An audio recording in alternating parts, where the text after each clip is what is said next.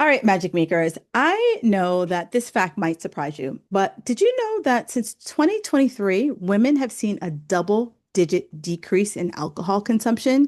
And it's not just skipping a glass of wine here. They are just realizing that their midlife bodies are not feeling the alcohol, especially when perimenopause comes knocking on the door and it just doesn't play nice with alcohol anymore.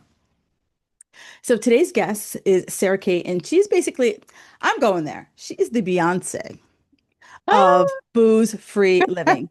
Be, Beehive, don't come for me. But she's a writer, creator, and one of North America's first sober sommeliers. And if you go to her website, like I was like tooling around there, I was like, oh, I'm just gonna pop on for a minute. I was there for like 20 minutes. She's got some amazing recipes, and her mission here is to help women trade the hangover for something more elevated. So we're going to talk today about being sober curious and how alcohol impacts your body and really how can you live a booze-free life without feeling like you're living a booze-free life. So welcome to the show, Sarah Kate. Thank you so much for having me. It is such a joy and pleasure to be here with you today. Yeah, interestingly, I want to say I had another person on the show probably like 4 years ago, and we talked about sober curious. And she goes, it was very challenging for her because and I want to see if this is your experience. She said it was very challenging for her because like most people get uncomfortable when you go to a party and you're like, Sarah, can I get you something? And then you're like, Mhm. oh, I'll have ice water or something non-alcoholic. And they'll be like, you're not drinking? What's up? Yeah. And then you kind of feel like you have to explain your situation versus, Yeah. can I just not have a glass of water and you just leave Yeah. me alone? Yeah. That so funny that things have changed so quickly because 4 years ago, that was sort of, there was still a lot of stigma around not drinking. But to your point, now it's really become normal, so normalized that people are being mindful. I don't always say like, oh, people are getting sober, people are sober curious, because there is still a stigma, unfortunately, around the word sober. Hmm. But it's unbelievable how many people have started to think about being mindful, like how much am I drinking? Do I need a drink at this Yeah. moment? There is still a big struggle, I think, for most people when you go to restaurants or when you go to, a dinner party. You don't want to be the only Yes. one who's not drinking. So I know that there's still struggles out there, but it's now it's way less stigmatized to say I'm not drinking anymore.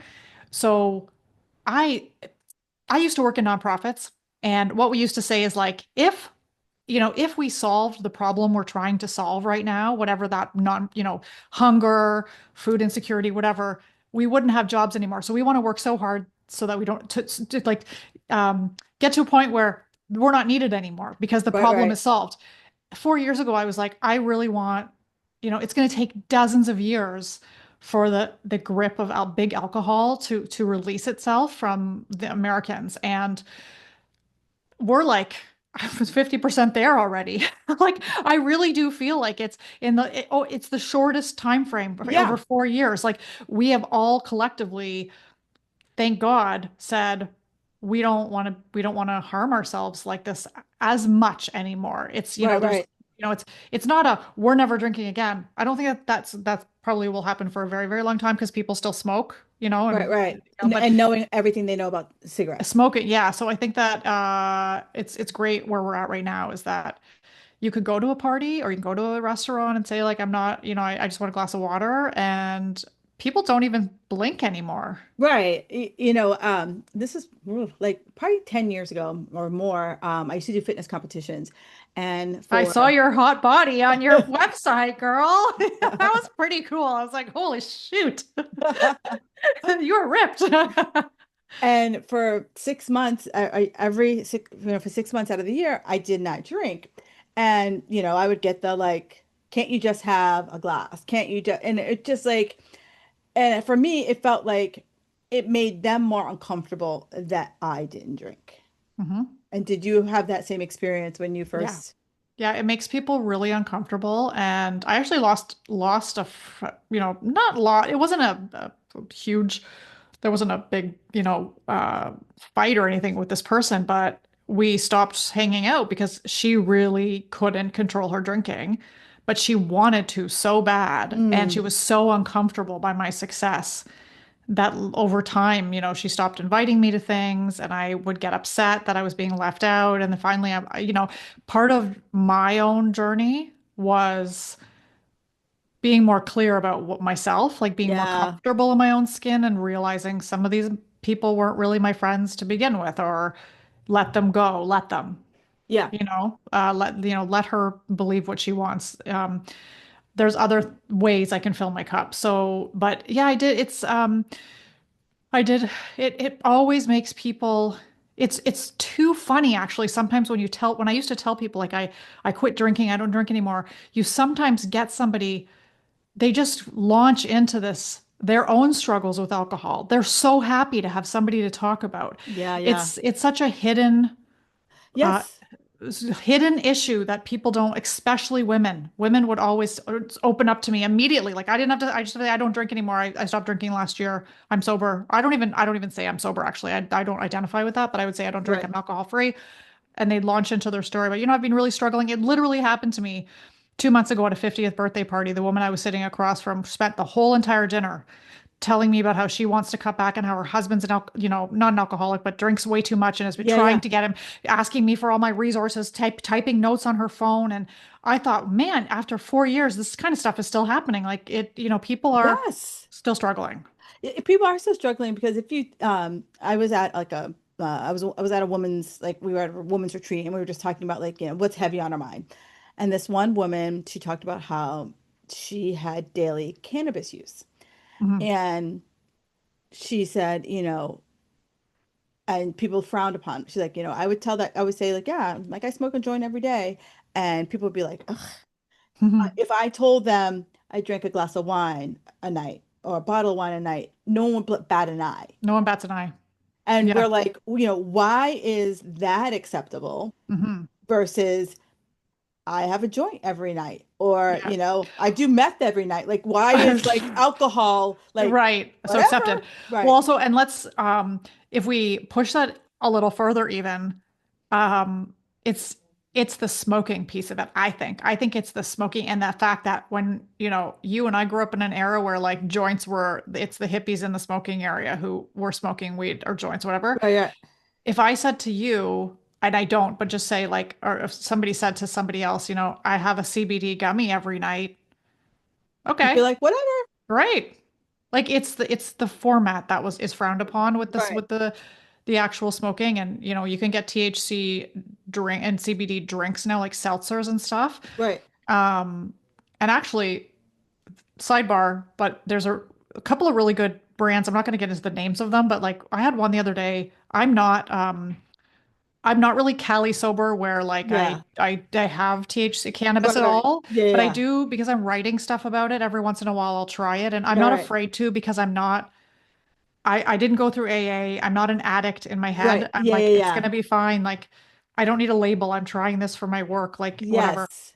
But there's some good ones that have really low dose. So this one had THC, CBD, and CBG in it.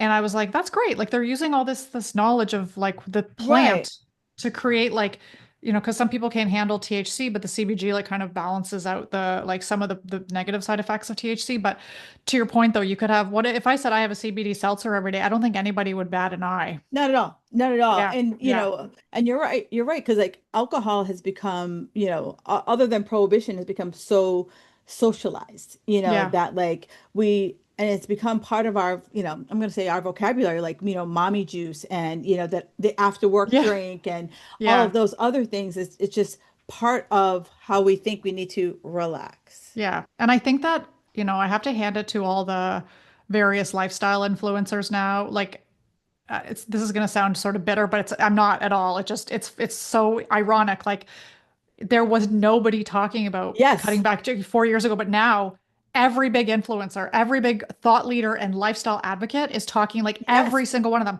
Mel Robbins, Celine Amy Johnson. Shaw, like all the big like wellness doctors, what's her name now? The menopause Oh, lady, Mary Claire Haver, yeah, like and Celine Johnson, they're all talking yeah, about how they're all of living them. a Yes. sober, curious life. Alcohol free, cutting back, mindful, whatever. Every huge influencers and creators are like, yeah, I don't drink anymore. And I have to hand it to them. They've been part of this sort of like push, this movement to against being trashed all the time. The mommy like being trashed all the time. Right. They're starting to change the narrative to this would have been a much different conversation if I had been on the podcast a few years ago because we would Oh, have still been yes. talking about the uphill battle to get rid of mommy wine culture. Yes. There has been a noticeable difference, and I track these things not officially, and I don't set out with a pen and paper to go to stores and track this stuff, but there's been a noticeable difference at um oh my God, TJ Maxx, Home Yeah. Sense, and these places no more of these like mommy's juice, Yeah, the mommy's little like you know wine cut koozie wine kind of thing. glasses. Yeah, yeah. I haven't seen as many of these like onesies with like mommy's needs a break with a wine glass on it. Like Yeah, exactly. I think that I have to hand it to some of these retailers. I think they got so much pushback from so many women in the sober community who were like, we don't want to see this stuff on the shelves. Right. There's been a noticeable decrease now. Like you can barely find at, the home senses near me. I don't see it at all anymore. And No, I can't. You know, it it's lifts, funny. it lifts my spirit for sure to see that. It's interesting because I was like, yeah, I'm like, I like, I haven't been looking for it, but I was like, you're right. Like, at It's least not I in your was see, face. it's not in my face Yeah. as it used to Yeah. It be. used to be so prominent. So prominent, I like used to write shirts letters. and Yeah. Yep. I used to write tweets. I emailed all the time. Like, this is disgusting. I would send pictures to head office and be like, this is gross. Get this off the shelves. And I'm not the only one. I know lots of people that were doing that. And I think that we right, were whether it was us or whether it was, they were whoever it was reading the room that right, this wasn't. So the conversation now is, okay, great. We are starting to be mindful. We're all aware now. The government has come out, the US Food and Drug Administration and the US Health has all come out and said, this is, was it no, it was the Surgeon General who was like, this is not, the data is there. You can't drink and like, don't drink that yeah, much anymore. Like, let's cut back. So collectively, we all know that it's not great for us. right, The piece that I'm the most interested in from a personal perspective is the perimenopause and right, menopause right. piece, and I'll get to that in a second. But the biggest challenge is now going to be, okay, great. I want to quit. I want to cut back on drinking, but it's really hard because Mm, alcohol's still everywhere. So yep. how do I do that? Mm-hmm. But then, okay, great. I've stopped. I've cut out alcohol from my life for 6 months, and the thrill of not drinking is the challenge is over. Yes. How do you get on? What's next? Yeah, And yeah. my answer always is that, I'm 5 years in and I hardly think about it anymore. If I wasn't working in The non-alcoholic space. drinks, I Yeah. wouldn't even be thinking about it. Like I barely even drink the stuff anymore because I just forget. Like I sit down at the table for dinner and there's not even part of me that's like, oh, I really need a glass of wine. But that's a little bit of a different situation. The challenge, I think, for a lot of people is going to be, I want to have a glass of wine at a restaurant, Right. and then looking at the menu and seeing that there's a Nothing. mocktail with mint and Sprite, Right. and that's the mocktail. Despite all the products, and things are getting better. I would Yeah. say there's a lot more restaurants and bars now trying to make better drinks, but it's women want their wine or even beer. I mean, Yeah. You want that's what you we want.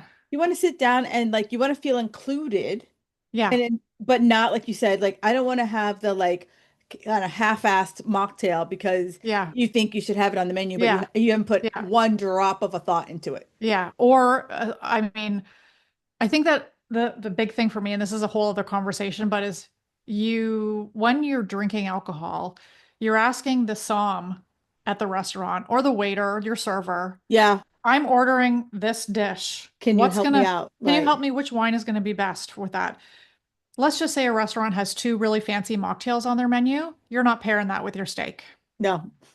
It's a like, all right, you're gonna have your steak and you're gonna Have a strawberry have mojito with have a virgin. And there are restaurants that are really working hard at making Yes. really great options, right? Like you can get non-alcoholic margaritas now. And if you're having guac or nachos, it's awesome to be able to order a non-alcoholic margarita. But if you're at a nicer restaurant and you're ordering something that's like very specific to the restaurant, like you want to have a glass of wine with that and or something to pair with it. And mocktails aren't necessarily going to be that thing. So to me, that's the next hurdle in hospitality is like, how are we continuing to push inclusivity in restaurants? Because that's what's going to help Yes. shift the movement further ahead because people are going to be comfortable enough to say, I'm going to have, if the options are there and they can say, I'm being mindful.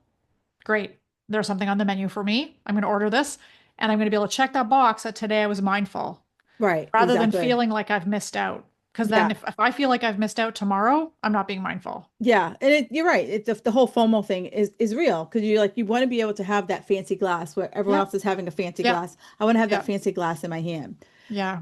So, I mean, I love the passion here about this. And so like what was your moment that you're like this is what I need to do now. Like this is my new Yeah. mission. Oh man. Okay. So it's really funny. I decided to, and I'm going to try and make this quick because it's a little bit of a convoluted story, but I chose to do a 30-day alcohol-free experiment starting April 6th, 2020. And I had made the decision before COVID, the pandemic started. So, I mean, that was April 6th was like the beginning of lockdowns, the beginning of Yeah. social distancing. And everybody was joking about drinking for months and months and months and months. And I was like, okay, I'm not drinking. I did my 30-day alcohol-free experiment. But in for the next 8 months, so from April to December, I was, you know, it's hard to explain, but I wasn't, I guess I was being mindful. I was sober curious, but I was literally just like, I don't want to drink anymore, but I'm going to give myself time to wean myself off. And I'm not moderating. I'm actually moderating with an end goal to not drink anymore. I didn't want to drink. I didn't feel good about myself. I'm like, that's it. So in that 8 months, I was like, I cannot give up my wine glasses. I was so sad about having to not have wine glasses in the house. It really bothered me. I'm Right. like, why can't, I'm going to keep them because I'm going to I'll drink water from them. I don't care. But Ah, also I realized I don't want to spend the rest of my life drinking sparkling water. Like yeah. that's what a lot of the sober people on Instagram were doing. Got at a party with my sparkling water and I was like, that can't be right. That can't be right. That can't Yeah. be right. And That I was can't be trying. life. That can't be Sparkling life. And water. Right. I would go to this was funny. I'd go to the grocery store in hopes that there would be, I tried all the non-alcoholic stuff at the grocery store and I'd go every week to see if there was something new. There never was for a long time. Right. But then I realized, oh, I'm going to start a store selling non-alcoholic drinks because there was so much in the UK. The UK was 5 years ahead of us at the time. I'm like, I'm going to import all this stuff from the UK and I'm going to start an online store and I'm going to I'm going to sell non-alcoholic drinks. And then I started going down that path and um even taking a step back, I looked around at when I was kind of moaning about drinking sparkling water for the rest of my life and I was like, if we can make great hamburgers from beans, we sure as hell, somebody is going to create non-alcoholic drinks that are good. From all of our innovation, this is going to happen. I just had this moment where I'm like, this is the next frontier. And Yeah, this yeah, was in yeah. 2020. So I was like, I'm going to bring in stuff from the UK. And then I realized how much paperwork it was to be an importer. I'm like, I'm I'm not doing good. that. No, I'm good. What really, what really kind of turned it for me was like, nobody's talking about this. Somebody has to be the one talking about being sober curious, choosing an alcohol-free lifestyle. Because I wasn't, I wouldn't say I wasn't anywhere close to being an alcoholic, but I was definitely in a very danger zone. I was a gray area drinker. So I Yeah, was able yeah. to I was a highly functioning executive mom, long distance runner, but like whenever I could, I would hammer back as much as I could, like knowing what the consequences were going to be. So I said, okay, I had to to make that choice, but um I realized that nobody was really like kind of leaning into the drink space Mm, because it hadn't even evolved yet. It wasn't even there. And that was the most interesting thing for me because if you aren't going to drink alcohol, what are you going to drink? right, right. And I felt like it was so unfair that I'd go to a restaurant. and it was during COVID. There weren't restaurants open anyway, but There was I was nothing. There wasn't there was an option. nothing. Yeah. Like I'd go to the grocery store, because that's the one place everybody could go was grocery shopping, and there was nothing there. Or you could order online. There was nothing on Amazon. But I just had this burning passion to like, okay, I tried a few things. I had a moment where, I tried I don't remember what the brand was, but it was the first time I had non-alcoholic gin, like a good one. Yeah. And it was one of the few out there in the world. And I had a moment. It was really like a life-changing moment because I remember sitting on this person's porch and they were in the drink space and they had said, "Oh, hey, I've got this non-alcoholic gin. You want to try it?" I'm like, "Yes." Yeah. Yeah, absolutely I do. And I remember taking a shot of this warm and thinking, I'll never forget. I was looking out off of this porch thinking, oh my God, somebody out there cares Right. what a non-drinker wants to drink. Yeah. Yeah. Yeah. Somebody out there actually cares. It was very emotional because it was like, holy crap, somebody actually understands that I want to have something better than sparkling water. They care about what people who don't drink are drinking. And it was that moment where I was like, I want other people to feel this. I want other people to have a gin and tonic without alcohol, be like, wow, somebody Right. understands I me. have that feel of it without the Yeah, alcohol. and that like I can still have a good drink. I'm a grown up. Yeah. Yeah. There's nothing wrong with me. Like I can have a gin and tonic without alcohol and, be included in the world. And that's kind of where there was a couple of things I pinpointed there, but yeah, that was sort of where I was like, I've got to start sharing this with the world that you can have a great gin and tonic without alcohol, but oh my God, life is pretty good when you don't drink. Yeah. Um, People were going through, this was during the pandemic, and there was a lot of stress during the pandemic, a lot of anxiety, and as you know, alcohol causes an increase in All of anxiety, all that. stress, right? I am like, people's stress and anxiety are going up and they're drinking more. And I'm like, it's a no-brainer. My stress and anxiety are going down and I'm not drinking. Loved the pandemic because I loved what happened to the world, but I got to spend time with my kids.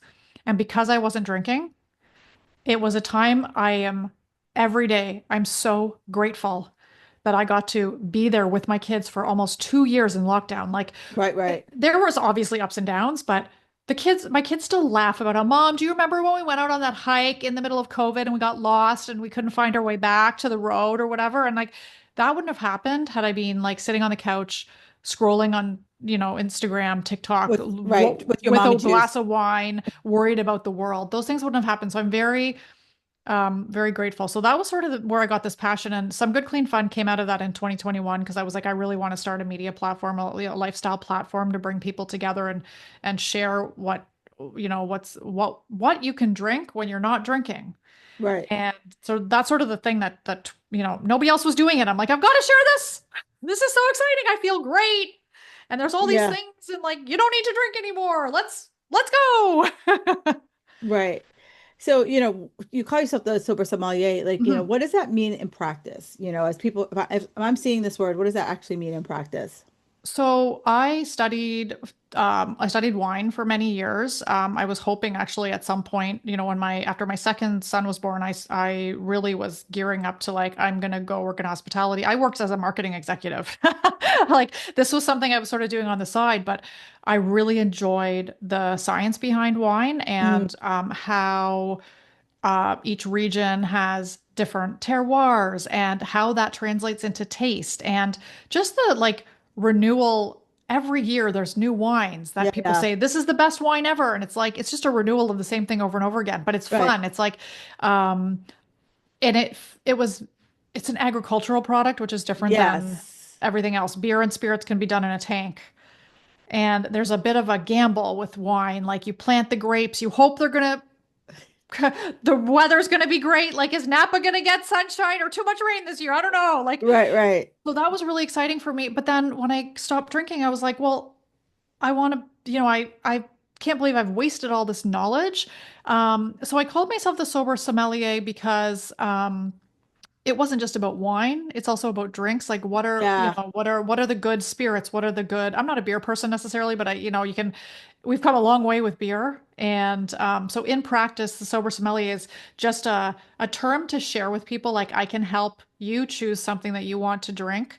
When I say people, I mean restaurants and Right, right. hospitality, and like who, if somebody wants to work with me, and I've done a little bit of consulting here and there with restaurants on their menus and Oh, things like that. nice. So that's the term sober sommelier really is, drinks that don't have alcohol in them, and are they good or not? Like what's good? How can I help you pick something that you enjoy? Right. And I like that because, this is probably like 4 years ago. I tried my first like, non-alcoholic wine. And for most people think it's that non-alcoholic wine that you serve on at Passover, and it's on the bottom shelf, and you got to dust off, you got to Yeah. dust it off Yeah. every like spring and bring it home. Yeah. How far has the industry like really Oh. come with creating, truly like, the one I found that I really enjoy is called Shirley, and it has Oh that yeah. like Surely. Yeah. it has that same like matte wine mouth feel Yes. that like, You're missing. you don't feel like Yeah. you're taste like I'm eating like, drinking like watered down grape juice. Yeah. So actually, a funny story about the Mogen David. My husband's Jewish, so we went to we had, I think it was in April or May, we went to Passover, and they had friends coming up from Miami, and I brought a really expensive bottle of non-alcoholic wine, like the most expensive in the world. It's a 20-year-old century, it's called Century Blend. It's been lying down for 20 years and dealcoholized. Like it's out of most people's reach. And I was like, it's kosher, so we're gonna have this. And the whole family chose the Mogen David because it has alcohol in it. And then they were taking tequila shots, which was very weird. They've never done that before, but it's the Miami connection, I guess. You're like, okay, I guess that's what the Miami Jews do now. All Yeah, right. I'm like, I'm just gonna have my expensive wine. You guys There, don't touch it, please. Anyway, there was an agave plant during Passover. yeah, there's no connection. Anyway, so the industry started out with like vacuum distillation was the Mm, only method for a while, and then there was reverse osmosis after that. And those were the two sort of methodologies that created the grape juice wines, the stuff you found in the grocery store. I don't want to put down any brands because they were the forerunners to this right. whole movement, but it was an industrial process in that they took a bunch of grapes, put them in the vacuum, pressed a button, and walked away. There was no wine making. There was no Gotcha. care and technique to this process because there wasn't a winemaker involved who knew where the grapes were from. They were bought at bulk at a at the auctions. Like so it it's it wasn't bad for people who needed it at the time. So Yep. this was, yes, sure, it has a rubbery smell.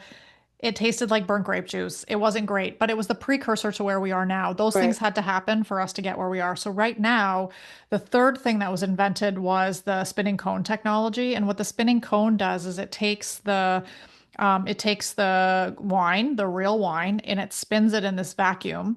And it separates three parts of the wine. It separates the alcohol from the juice and then the aroma distillate. And the Ah, aroma distillate is the thing that gives wine its taste and its smell. So the alcohol is then taken and a lot of the times the wineries that are doing this, they will resell the alcohol to, because it's clear alcohol, it's zero, like a alcohol basically. They'll sell it to like White Claw or like, you know what I mean? you're They right. sell it to people who are making coolers and that kind of thing Right, right. or whatever. They don't dump it out, they sell it. And then the juice and the aroma distillate are then put back together. And often there's a little bit of unfermented grape must from whatever the varietal is put back into the wine. That involves some serious winemaking techniques Gotcha. and loving TLC to come out with an end product that is drinkable and it tastes like wine. It has the mouth feel and it's it's becoming a lot more common. A lot of, I'd say 50% of the wines out there now are using a spinning cone. There's another new technique that's coming out of Europe called resin.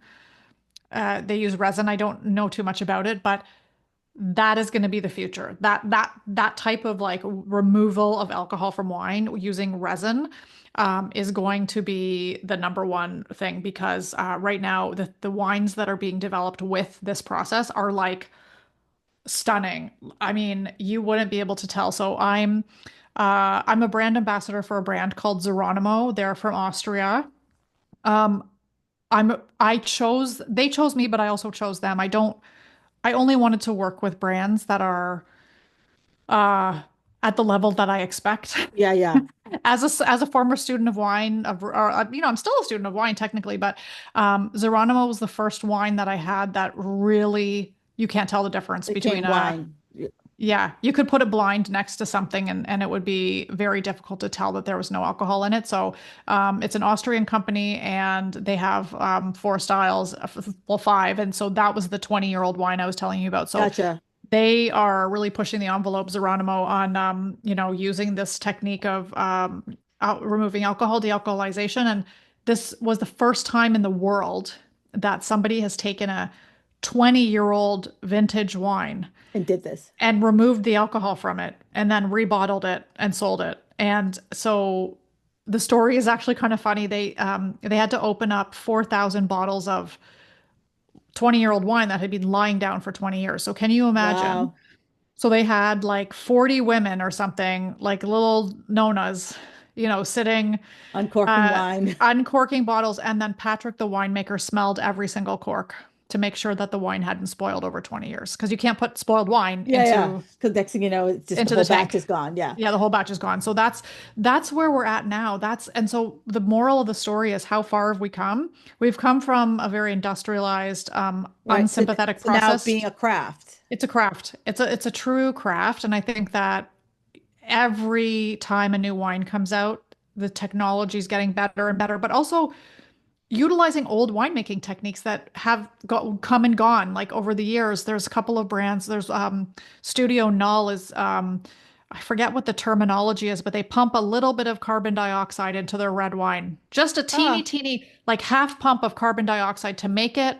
It actually helps the aroma and it helps the Mhm. mouth feel. Yeah, yeah, yeah. And so I opened this bottle and I was like, whoa, what is this? This is really Did I good. open the wrong bottle? I'm like, is this alcohol? I'm like, oh my God. So, that's a very old technique. Yeah. And I wish I could remember the name of it, but um, that's where we're at right now in the non-alcoholic wine industry. And I think it's so cool, Yeah, but it's refreshing. it's also terrifying that big brands like Sutter Home Yeah, yeah, that yeah. have free or Frey. I don't know Yeah, how to yeah. like it's at the grocery store.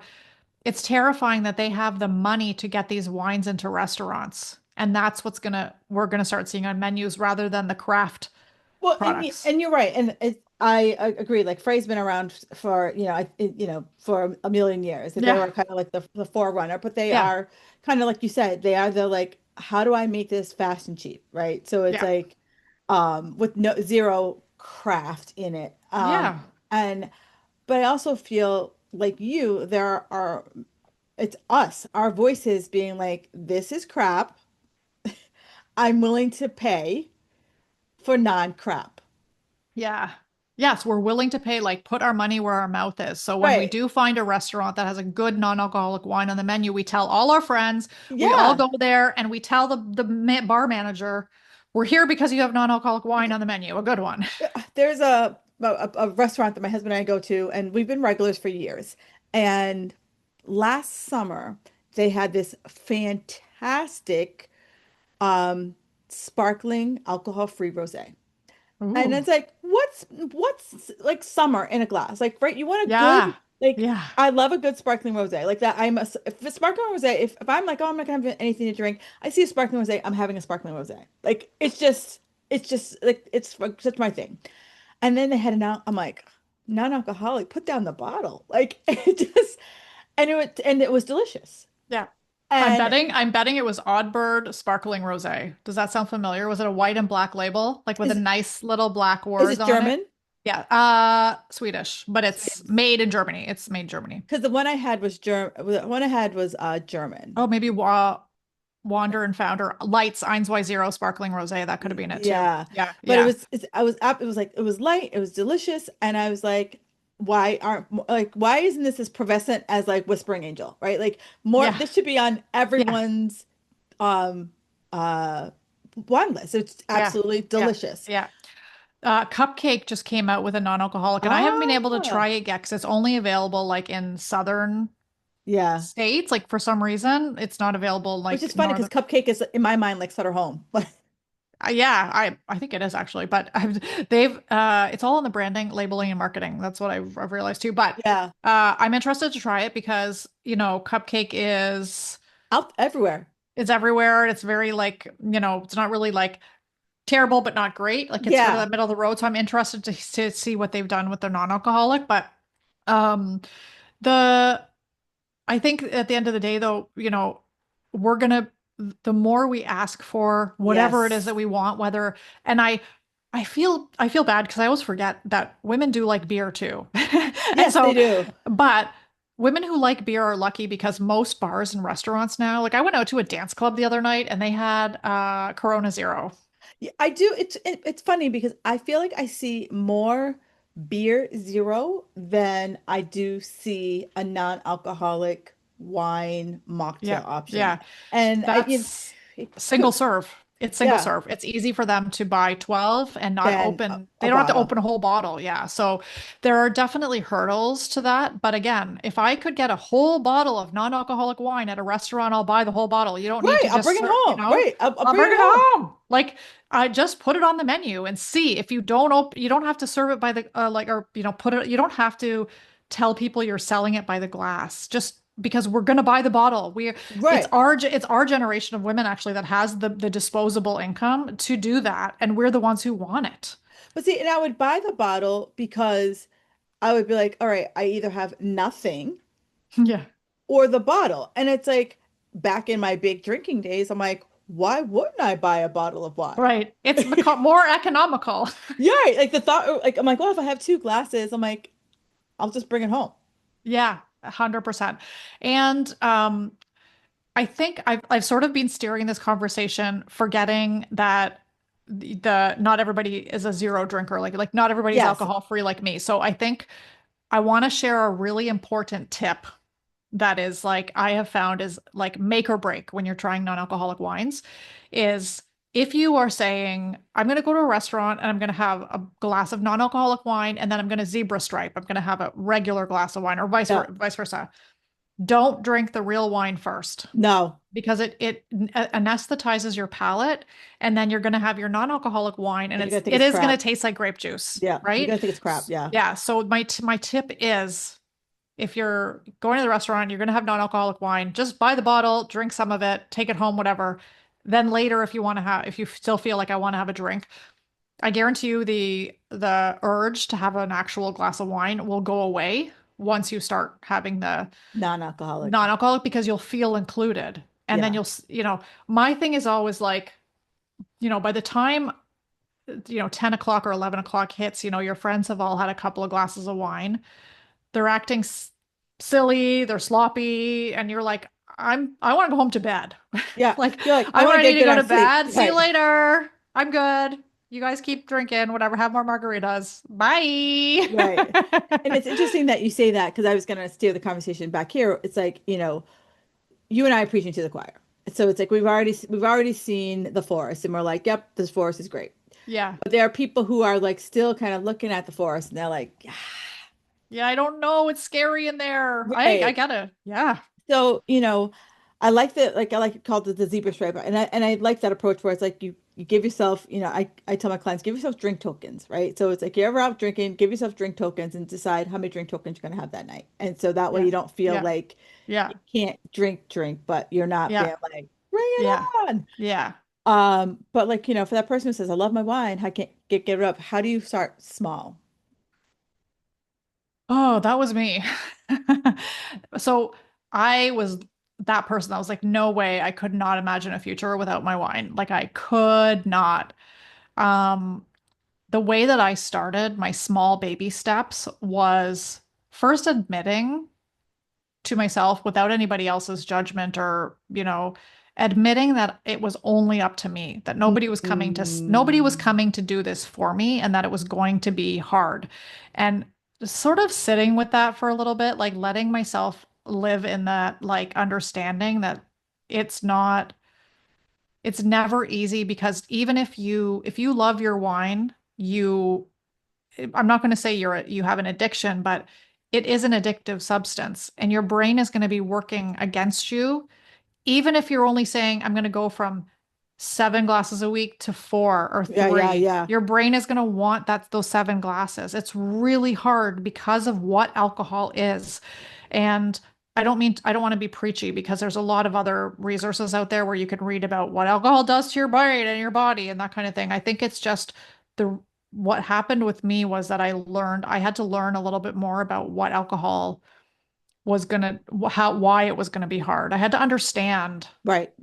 And so I read a book called This Naked Mind by Annie Grace, and it changed my life. Like, that is, a lot of people will say that's like the sober curious Bible. A lot of other people who kind of stopped drinking around the same time I did. There are hundreds of us who literally were like, I read this book, never drinking again. It's very powerful because it really is, instead of just talking about what alcohol does to your body, which it does. And I learned a lot actually in that book. I didn't know anything about alcohol when I started reading this. I didn't really understand the processes, but it really breaks down your beliefs, your subconscious and psychological beliefs around why we drink. So when you see a poster of, for Coors beer, and you see all these people having a fun time at a party, they're not showing you the after picture. That's the before people get sloppy, before. And so we see Yes. that poster and we believe that we're gonna, Be me. that's gonna be, I'm gonna have fun. It's gonna, I'm gonna look great. I'm gonna be sexy. And the reality is that as soon as you start drinking, you get sloppy, your makeup slips off your face, Right.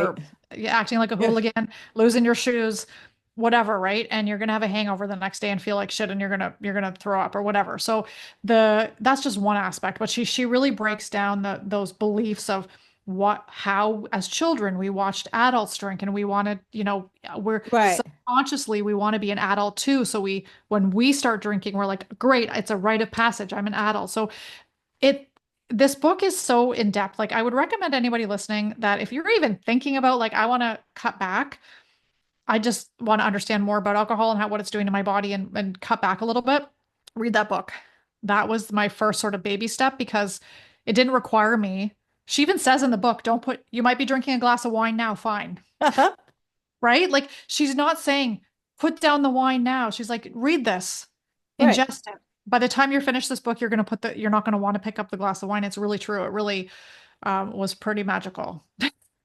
No, I like that because one of the things you've started to really pivot towards, and I think one of the other reasons why there's such a now, especially women of our age, marching towards this sober, curious, non-alcoholic life is just that we don't have the bounce back that we had. Oh, I was shocked. So about 6 months ago, I thought I knew everything about alcohol. Like, I've been in the social space, and I've been writing about it, and, like, talking about it for 4.5 years. And so you get to a point where, you've adjusted all the facts, all the stuff, the stats, like what it does to you, whatever. And then bam, I start going through perimenopause without really realizing it. And because I'm not a drinker, I think that it took me a little bit longer to feel my symptoms. Mm, To be honest, I didn't have such highs and lows, but as I started trying to understand what the hell is going on with me, I started understanding a little bit more about hormones, and then alcohol and what alcohol does to your, like, why women in perimenopause and menopause should not drink at all. And the number one thing for that I was like, oh my God, like, mic drop, is yeah. that hormones get processed in your liver. But unfortunately, alcohol's the VIP. When it enters the room in your liver, It's all eyes on me. it's all eyes on me, and your liver stops processing the Mm, hormones that you need it stops breaking down estrogen. So then it turns out, oh, okay, we're going to just keep this estrogen. It's going to start circulating back into your system. The estrogen doesn't get broken down. It starts circulating back into your system. And all of a sudden you're wondering, why do I have estrogen dominance? Right? Why is this And belly just hanging out? hanging out like it, and there's lots of other reasons. So I don't want to minimize this and say it's Right. only because of alcohol, but It's the not helping. it's Let's just not say that. helping, especially with like cortisol, sleep, all the things that are you're already struggling with estrogen fluctuations, testosterone fluctuations, all that kind of stuff. Like progesterone, which is the calming, soothing hormone, doesn't get processed either. So it's like the it really wreaks havoc on all of the things that are already starting to happen in your body. It just escalates everything. It's the alcohol in your body's the VIP. And that's why it's so dangerous for women in perimenopause because even a couple of glasses a week is going to set you back. Yeah. And I've always been, telling people like BT dubs, if you're trying to lose weight, the alcohol is going to take you a few days to burn through the alcohol before to even think about burning anything else in your body. And the beverage companies have us so consumed by no sugar in this, no carbs in Yeah. this, right? Organic. Organic, that they never tell you, oh, by the way, you're drinking alcohol and it's the Yeah. alcohol in the alcohol that's the That's the problem. bad thing. Right. Yeah. Um, it's funny you say the low sugar too, because this is really one of the most searched things on my website. People are looking for low sugar, non-alcoholic wine. And I like to see that. I like people are interested, they're searching because it goes hand in hand. And you could be a non-drinker, like, and just by naturally, you're not, you don't drink that much or, once in a while here and there, but you could be eating a lot of sugar. And that, that was my thing. That was what was going on with me. I stopped drinking and I started eating sugar. Right, right. And I was like, yay, I can have dessert now. So I I find it really interesting that it's the sugar alcohol combination that really comes for us at Yeah. this age. And it's like, great, we can't have anything good. God, we It's can't so have nice things at 48. And so I'm laughing because that was the question that I was about to ask you, that so many people are like stomping their feet like a 2-year-old, like this isn't fair. Back in the day, I could like drink 2 or 3 glasses of wine a night and wake up the next morning like nothing was Yeah, wrong. yeah. Yeah, I mean, that's most of my late 20s and early 30s. It was like going out. My husband and I didn't cook at that age. Are you kidding? Like we went out for No. dinner almost every night. We were like, if you weren't out to dinner, like you were calling each other on the way home and someone was picking something up on the way Yeah. home. And you're coordinating where you're going for drinks, whatever. Like, Yeah. yeah, you could have easily on a Tuesday or Wednesday night, I could just sit on my balcony and have a couple glasses of wine and then like roll into work. And I'm sure now that if I even have one, like, because I've also haven't drank for so long, but I can just imagine like if I hadn't stopped drinking, like just at this age, having one glass of wine, I would have been Yes. wrecked for sure. Right. So, what do you think the biggest mindset shifts that people need to start to make as they think about, moving completely away or even partially away from alcohol? I think the number one mindset shift is to understand that it's you might say you might desire it, and that's the wine, the alcohol, the beer, the spirits, whatever, working on your brain. And Mm, once you understand that it's a physical thing, that it's your brain telling you that you want it, it's not actually your real desire, that like it's easier to overcome it once you understand that it's the substance. This is it's I know this is like it's not this sounds like sober messaging, but it's not. It right. really is. It's more about wellness, Yeah, yeah. that the substance itself, like the alcohol itself, is the thing that's keeping you from not having another one. It's not you. Yeah. And It's and not your weakness. You're not the weakness. It's the actual thing you're drinking is the thing that's helping your brain decide that you need to have another one. It's not that's the subtle mindset shift is like it's nothing to you're not weak.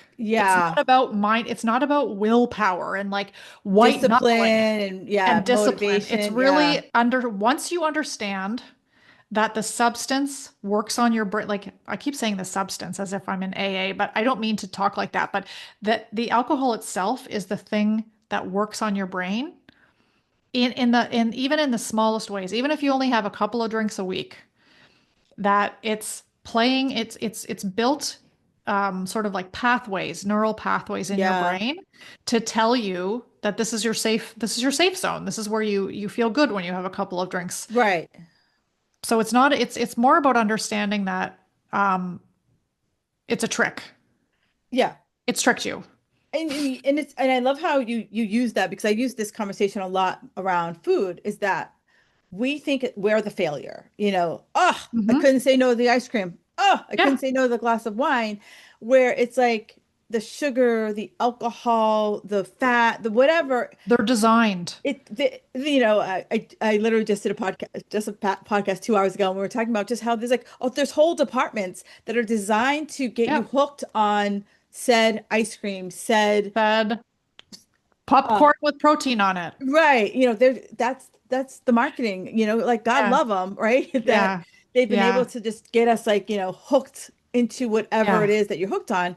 And we just need to forgive ourselves and that know that, there's only a handful of us could be thrown into the deep end with a rock and be like, no alcohol and walk away, where others of us need to take those baby Yeah. steps. Yeah. So I think the baby step, and I guess maybe my mindset shift was a little bit harsh, but I think it's like tough love. It's like it's the same Yes. with food. And actually, I'm glad that you said that because this is sort of I'm really struggling with in a good way. I'm working through it on like why do I keep going back to sugar in the evenings? Like and trying to work through that, being kind to myself and like cutting, saying, okay, I understand that sugar is an addictive substance also. Yeah. We've normalized sugar everywhere. And working through that in a very, I guess, a gracious way to myself, being kind to myself that, I had a little bit of ice cream last night and I enjoyed it. I ate it slowly, like, and I still wanted more afterwards. But then I reminded myself that's the ice cream playing on the dopamine, the sugar playing on the dopamine in your brain. So it is a struggle. It's going to be hard if you really want to cut back on how much you're drinking. It's not easy, but it is a mindset shift to understanding that you can't. It's not a white knuckle thing. It's not like, oh, I've got to like just try and have willpower. It really is like understanding that it's not you, it's the actual thing designed to keep you hooked. Yeah, absolutely, for sure. And, I'm grateful that you said that because I feel like there's only so many between food and alcohol. I feel like that's like the evil twin sisters that people always feel like, why can't I just, wake up in the Yeah. morning and be able to just do? And I'm like, yeah, Yeah. that's not how it works. Like some people can and rock on with your bad self if you're that person, Yeah. but if you're not Yeah. that person, you're not a failure because you Yeah. can't do It's that. it's also really complex. Like the Yeah, relationship that we have with sugar and with alcohol is it's every single person has complexities that are only they are unique to them and only they are going to be able to understand them. And it's such a complex system. Our bodies are so complex, but it's also what is their social history? What has gone on in their life? Have they had trauma where they're turning to alcohol and food to deal with that trauma? Like right, when right. I gave up alcohol, it was like peeling back an onion. Mm, So many things. It seems unreal now when I say this, but it literally was like I had had my head stuck in the sand as far as my own self-awareness, my own deeper issues. I had never dealt with anything. And I started peeling back this onion, and I was like, holy crap, I'm still peeling back the onion. And it's the same with food. People use food and alcohol interchangeably to deal with stress, emotional stuff, trauma, abuse. So it's very complex. And so, yeah, some people are going to maybe feel like this isn't fair. I just want to wake up and but don't forget, you have had all these things happen in your life that are working against you. It's not just your physiology; it could be also your psychology, and it's right. so complex. So just be gracious with yourself, and if you really want something, you can get it. It's going to be hard, and I Right. think. we're so soft, not soft, but I think that a lot of people want things the easy way. Actually, you said this on one of your Yes. other podcasts. The slow way is the shortcut. Right. And one of my mentors said this to me, and of course, like it was at a time that I was in my frustration, and he said easiest earn, and you're like at the time you're just like shut up. But it is like easy is earned, and we want that Amazon Prime. Like if I order it today, you better be here in 3 days or I'm pissed. Better be here tomorrow. Are you kidding? Right. Better be on my I doorstep by I'm 5 a.m. I I'm always get pay for the 4 to 8 a.m. I'm going back to delivery. the 2 day. I'm giving it 2 days. I'm like, all right, go back to the original 2 day promise. But like I think all of us want that. Like I did good today, so I should get an immediate Deserve. reward, right? Yeah. Versus Yeah. like that reward probably, for you, like you did 30 days and you're like, okay, what's next? Where it's like Yeah. it's that, using Yeah. stealing from AA, it's like it's one day at a time. Like Yeah. Thursday It my really is. It really is one day time with food and with alcohol. Yep. Yeah, one day at a time because it's like today could have been an amazing day, but tomorrow my boss could yell at me, my kids could be like, Yep. yelling at me all day And guess long. what? You're probably not going to go to the gym if that's your day. And guess what? You're going to be okay. You're going to go to the gym the next day. Like that's how Yeah. I've started to live my life now is like, great, you worked out really hard Saturday and now you can't walk for 2 days because you overshot on your Bulgarian split squats, whatever. I'm like, Yes. you're not going to the gym until that feels better. I'm like, too bad. I don't Right. care. That's the way I live my life now. I'm like, if And I don't it's feel like it, I'm not going. right. But it's like it's kind of like, but it's give and take. You're like, okay, it's Wednesday. I'm gonna skip Thursday. I'm gonna see how I feel on Friday. But it's not Yeah. like I'm saying screw it, I'll Yeah. see you in a month. It's like Yeah. Yeah. I'm Yeah. gonna take Yeah. it day by Yeah. day, but Yeah. know that it's not gonna be weeks Yeah. before I head Yeah. back. So, and actually, well, back to alcohol, the way that I did it in my first 8 months, and people always ask me about this, and I forget how important that is because it's been so long for me now that I'm Yeah. like, I don't remember, like, I You're like you forget kind of to, like you're kind of like I kind of blacked out. I was just well, kind of like in the moment. it's not really like relevant. It's not Yeah. relevant to my current, so I forget about the process. But that's the most important part Yeah, is that yeah. for those 8 months where I was like, what I called it rethinking drinking. That used to be kind of the Oh, I slogan like that. for some good clean fun. It used to be rethinking drinking. Um, there were a lot of times where, July came around. I had a wedding anniversary, and my husband wasn't quite sold on the idea that I was trying to quit drinking, and so it wasn't that he was like, oh, I knew you were going to order a glass of wine, but we went out for our anniversary and he didn't say, oh, you shouldn't order a glass of wine. Like, I think he didn't understand, like, Right. in the moment that, like, me ordering a glass of wine at the restaurant probably, like, wasn't the best idea because then on the way home, we got a bottle and we sat in the backyard and chatted. And he got his beer and, like, I ended up drinking a bottle and a half probably that night just because it was our anniversary and whatever. And, Right. like, it never ends well when when Sarah does that. But that was so the next day, then I was like, wow, I really feel like, you know, I I was gracious enough with myself to say, okay, you did that. You don't feel good. Good reminder on why you shouldn't drink this much. Yep. Let's just, today's a new day. Let's just keep going. And Annie Grace says in her book, This Naked Mind, if your kid comes home with a 97% on a test, it's still an A, and you're still going to be proud of them. So don't be so hard on yourself when you're getting a 98 or a 97%. It's not Yeah. always going to be 100%. So there were several, I got in a car accident, and the same week my son got bit by a dog. We thought he had rabies. Like, I had wine. That was in August. So I'd say like once a month for those 8 months, there was something that was like, I'm gonna, I'm gonna have a glass of wine. I can't handle the stress. And then just reevaluating the next day, like, okay, you don't feel good today. But today's a new day. And let's just evaluate how we're going to handle that better next time.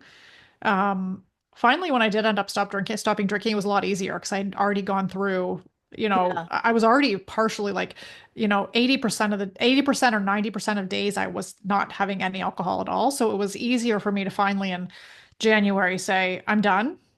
I'm not drinking ever again. And that was it. Because I'd already worked hard on Right. the mindset change and being gracious Well, and gentle with myself. yes, yes, yes. One of my good friends, she says, um, be kind, not cruel to yourself. Yeah. Yeah. And this kind of leads me into my last question before we go into the lightning round, is that, we have holidays, right? Or we have that friend who is the drink pusher, that is like, Sarah, red or white? Sarah, Yeah. I'm making Yeah. mojitos. Like, Right. Yeah. so, how do you navigate the alcohol Al who's like always like pouring the drinks and making sure everyone has one? Head them off at the pass and bring your own stuff. Bring your own stuff, even if it's like maybe not zero alcohol. Maybe you're bringing something light. Maybe you're bringing a lighter beer or lighter wine. Mm, Um, Head them off and just say, I brought my own because today I'm working on my sugar intake or whatever. Like I'm on a diet. Just say something. Like it doesn't right, matter. Just bring your own stuff and who they're gonna move on to the next best person, somebody who's gonna be their drinking partner. They'll get tired right. of you real fast.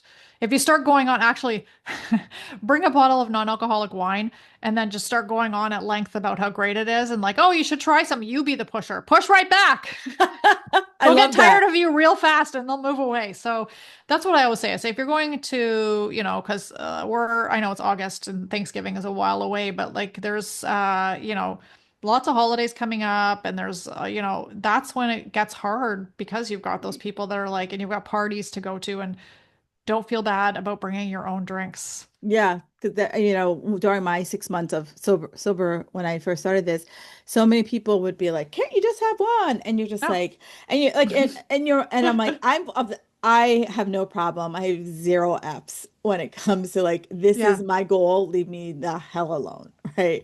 I got to be on a stage with 2 inches of fabric across my ass, and so yeah, that one does mean something to me. Yeah, and you've had the experience of I guess having to leaning into your health like in that extreme way. And when I Yeah, say extreme, I don't mean it's bad. I just it mean was like, extreme. You're not offending me at all. okay, it's because I actually have mad respect for with female bodybuilders because it's so disciplined. But I'm gonna say I do know several women who were serious addicts, got sober, and then went into weightlifting because it's the same neural Oh, pathway. it's literally it's a drug. It's something you chase. It's literally Yeah. Yeah. I will probably I know that, and there's still like some things that I look at the people who are attracted to it, and I on the other side as a coach of people doing that Hmm. and knowing some of their backstories, and why they were doing it because there's Yeah. just other areas of their life that they need to Yeah. control, and Yeah. This is the control, this yeah. was the control. I had a personal, not a personal, but I had a bit of a like awesome moment at the gym the other day. I know this is not related to alcohol, but I'm grateful for these moments because of where I am at. But I have really I've had back problems since I was in my 20s. Mm. Like my lower back goes out more and more frequently. Ugh. And I used to just do like strength training with weights in my basement. I've been in and out of gyms my whole life, and I was at a gym before COVID when I was drinking and not taking my health seriously. During COVID, I had some weights, as everybody did. We all had weights in our basement, and I just stuck with that for a bit. And you're not getting anywhere. So I went to the gym. I went back to the gym finally in May, like actually got a membership. And I had a few free sessions, and I was like, I can't do RDLs because of my lower back. Like, I can't do it. But because I've been doing leg presses on the machine, I suddenly have started feeling like my back is getting stronger. And so I started doing a few RDLs with like a 50-pound bar, like nothing heavy, like just 40 or 50 pounds. I used the big bar the other day with 100, it was 100 pounds total. And I did 6 RDLs and I literally like put the bar down and did a happy, punched my arms in the air and all the guys were looking at me. I'm like, I don't care. I was so proud of myself. I was so proud of myself because it was such an accomplishment, but I had that moment where you can see Yeah. how being strong, it's a different neural pathway. It's a similar neural pathway, but different than anything I'd ever experienced because I've never been strong. But it was Yeah. that moment where I'm like, oh, I could get addicted to this. Yeah, because it's like the fact that like I did that. Like, there was like, you went from like 0 to 60 and you're like, look at me. Like, what else can I do? Like, I'm gonna go lift that guy over there. Yeah, He's 300 pounds, but I think I yeah, got it. yeah. I was just like, wow, this is really awesome. Like, I cannot believe I just did this. Like, I picked it up off the floor. I did 6 RDLs and it was really heavy, but I was like, I just felt so like so powerful when I was finished. And I was like, this could never have happened. These are the times when I'm like, I'm so grateful that I'm clear-headed. Right. I can see what the priorities are and I can achieve something and I'm not scared away by doing something hard. I That's love another it. thing that I've learned from this whole journey. I love it. Like, it's interesting because it's like, you know how they're like, there's a lesson here, but I don't know what the lesson is. So here you are, fast forward almost 5.5 years, and like, you're like now the lessons are like Yeah. ripping off. Where if we talk maybe 6 months into it, maybe there might be been one lesson, but now you're like, oh, and this, and then Yeah. this, and then this, and then Yeah. this. Yeah. They still keep happening. Like I still often I've said this already on the today on this podcast, but it's been over 5 years and I hardly feel there's no struggle anymore. Yeah. And I think this is the hardest thing for people to believe is like that you can be happy Mm. and that it's like you can live your life without drinking and you 100% can. I don't think about it anymore. My life isn't any less fun. I went out for pizza the other night with a girlfriend and they had phony Negroni at the Hmm. I don't know if you've seen those, the phony Yeah, I Negroni. They have. had those at the restaurant. It was so fun. It was like Italian drinks. They bring it in a little glass, had some pizza. We laughed our heads off. Like we had such a good night.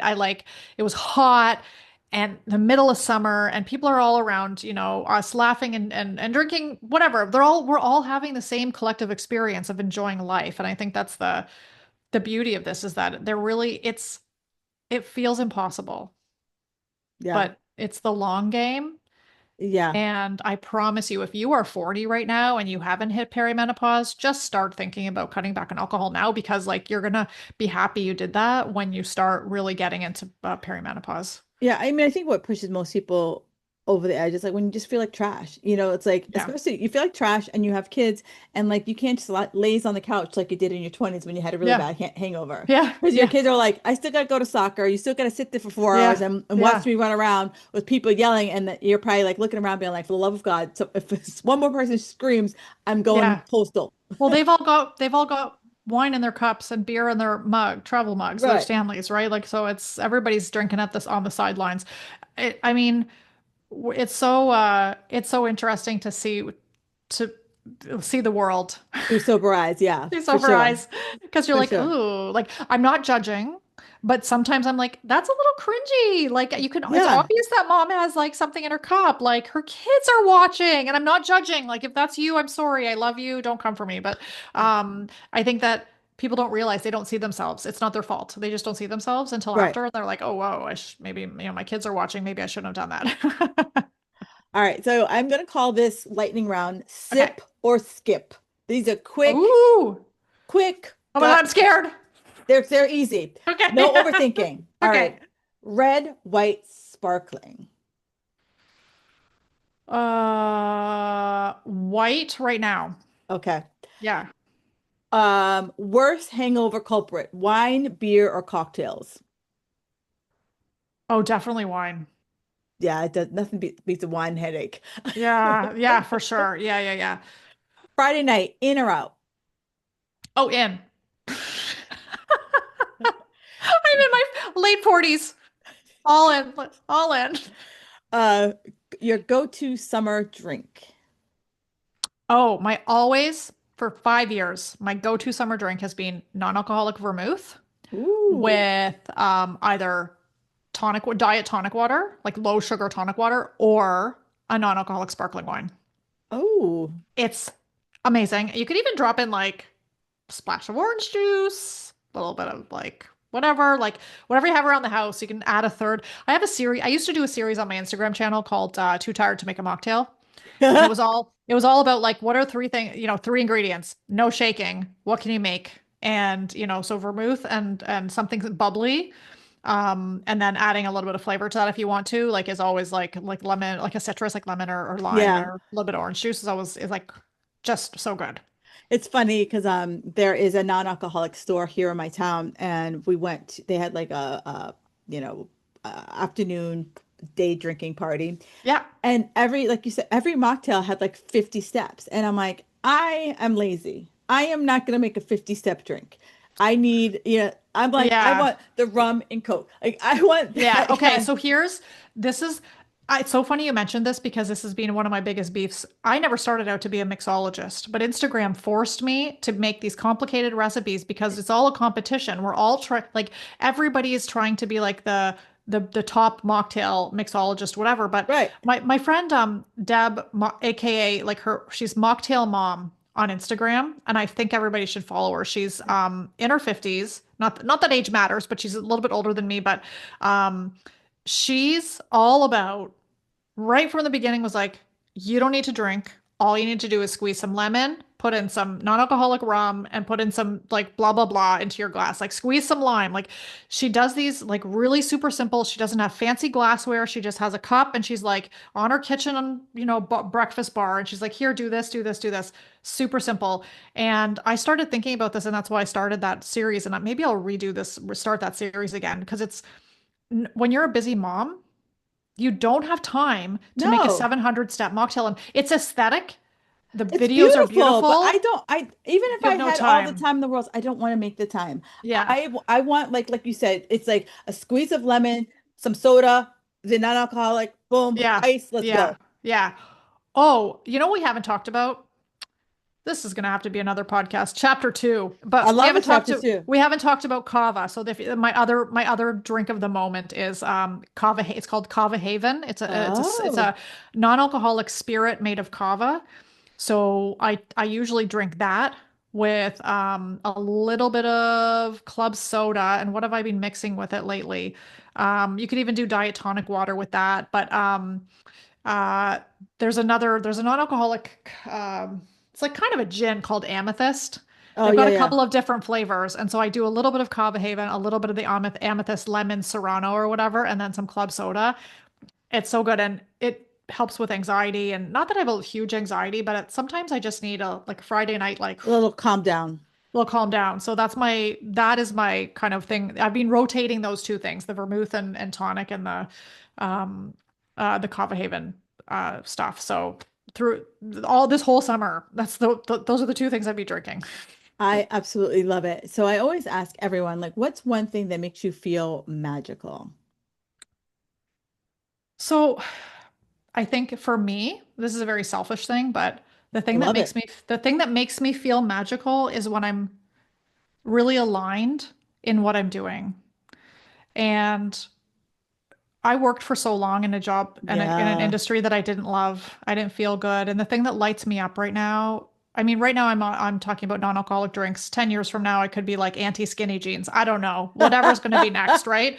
Um, but I think that what makes me feel magical is when I'm aligned in what my purpose is Yeah. and when I'm feeling my best doing that. So, I'm not going to preach about going to the gym and stuff, but this is like, definitely feels good to be getting healthier and be doing something I love. And that's a magical feeling. And I actually feel like alcohol numbs your magic. Yeah, it can for sure. So I'm blessed every day. I love hearing that. And I really like this conversation. I think I like it a lot because we talked about non-alcoholic, but we also non-alcoholic options, sober cures, but we also talked about the reason why. And I'm hoping that someone here listening to the show today was like, yeah, I'm sick of feeling like trash when I wake up in the morning, or yeah, I haven't been able to lose the weight. And maybe it is the alcohol. And we're not saying like you have to never have a drink again. Like, And you don't have to go to AA. and you don't have to go to AA. It's like I call myself sober curious. Like, am I gonna have a drink every weekend? No, but you know what? Sometimes I feel like, you know what? I want to have a drink, and sometimes I'm like, I'm good.